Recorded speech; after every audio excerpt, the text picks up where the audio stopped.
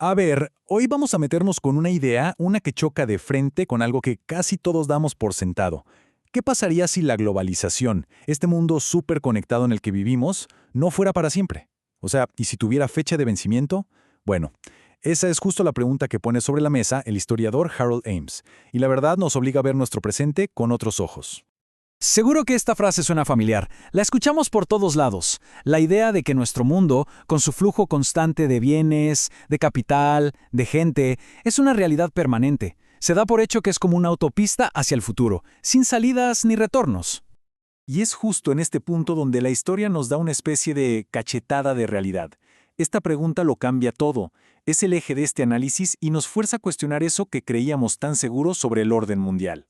Para entender esto mejor, nos vamos a apoyar en el trabajo de un historiador de Princeton, Harold James. Él lleva décadas investigando este tema y su conclusión es bastante directa. La idea de que la globalización es algo moderno e imparable es básicamente un mito. Y esta es la médula de su tesis. Ojo, James no dice que la globalización no exista.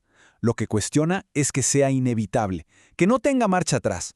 Él sostiene que si miramos la historia, la lección que nos deja es muy, pero muy distinta, y bastante más seria. Entonces, ¿cuál es esa lección? Bueno, para entenderla tenemos que hacer un viaje en el tiempo, a una época que, sorprendentemente, se parece muchísimo a la nuestra. Miren, si nos vamos para atrás a finales del siglo XIX, el mundo ya era increíblemente global. De verdad, el comercio, las finanzas, todo se movía con una libertad impresionante. Pero claro, esa primera época dorada, como algunos la llaman, no duró. Llegó el crack del 29 y, ojo, no fue solo una crisis en la bolsa, no, fue la chispa que hizo que todo el sistema se viniera abajo en los años 30.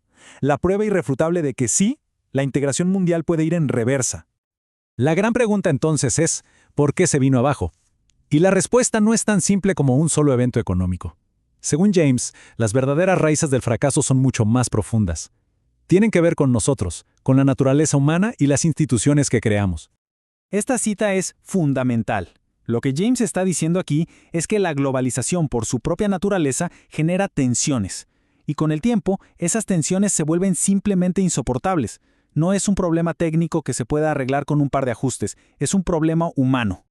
Ahora, lo más interesante es cómo James descompone este fracaso en dos partes. Por un lado están las presiones psicológicas, la ansiedad que genera la competencia global, el miedo a perder el trabajo, a que la cultura cambie.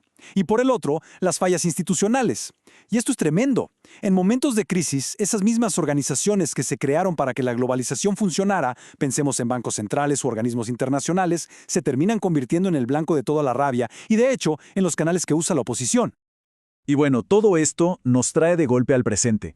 James argumenta que lo que estamos viendo hoy es precisamente el surgimiento de una nueva coalición antiglobalista, una que se alimenta de esas mismas presiones, tanto psicológicas como institucionales, que vimos en el pasado. Según su análisis, esta nueva ola de oposición se apoya en tres grandes pilares. Primero, una fuerte hostilidad hacia la inmigración, que muchas veces se conecta con el miedo por los empleos. Segundo, la idea de que hay que controlar el capital para blindarse de las crisis financieras que vienen de afuera. Y tercero, un escepticismo cada vez mayor sobre si el libre comercio de verdad beneficia a todos.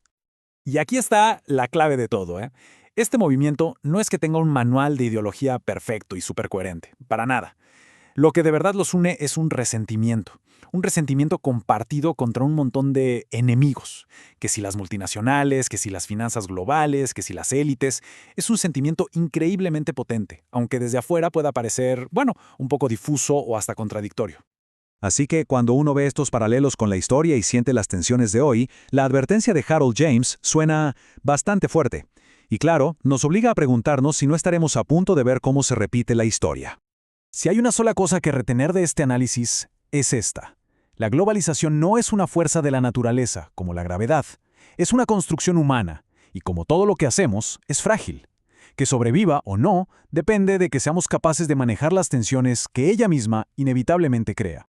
Y con esto cerramos con una pregunta final que la verdad inquieta un poco. La historia ya nos mostró el guión, el paso a paso de cómo un mundo interconectado se puede hacer pedazos. La pregunta del millón es si hemos aprendido lo suficiente como para evitar que esa historia se repita.